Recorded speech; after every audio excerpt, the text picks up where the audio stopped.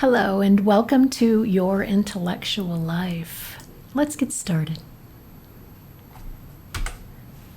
Your intellectual life is going to include things like thoughts and ideas, your education, and ways that you expand your mind, like through travel, meeting new people, and having new experiences. These are all parts of mental and intellectual growth. Our thoughts become our beliefs. How does that happen? Well, if we think a thought enough times, sooner or later it becomes a belief and a belief system. And just remember that whatever the mind can conceive and believe, it can achieve. So let's think about our beliefs. Here are some examples of intellectual beliefs that you may use, or you can think of some of your very own. The greatest measure of true intelligence is how intelligently you live your life. What does that mean? It means I'm intelligent because I live intelligently. I do the most intelligent things. I choose the highest purpose and the best reasons for doing things. Another belief, I can choose to think and I can choose what to think about. That's very powerful because we can change our beliefs by changing what we think about. And Aristotle said, it is the mark of an educated mind to be able to entertain a thought without accepting it. It means we can think something, but we don't have to accept it. So as we're going through this, we may discover some limiting beliefs about our mental capacity or intellectual growth. Something like, I'm not smart enough to learn that. Maybe I'm never going to understand technology. It's not something I can learn. How can we reframe that and make it a more empowering belief for ourselves? Well, we could say something like, I am smart enough to learn anything I put my mind to and I give my time to.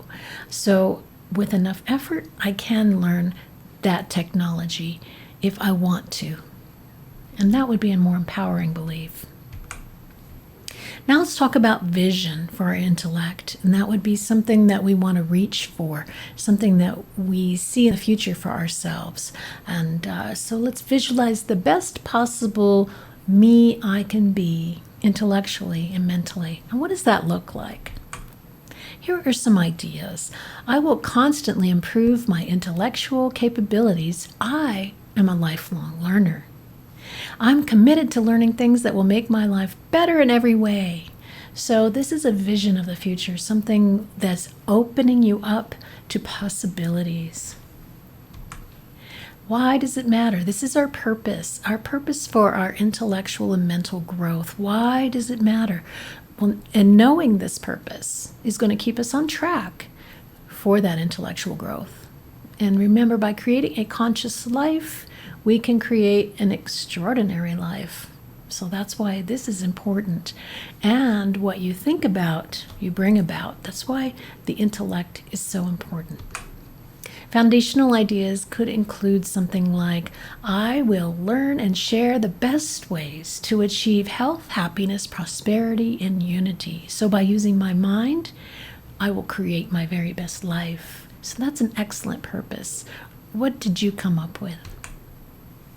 Next is strategy. How am I going to make this happen? What actions will you take to create a highly effective intellectual life for yourself?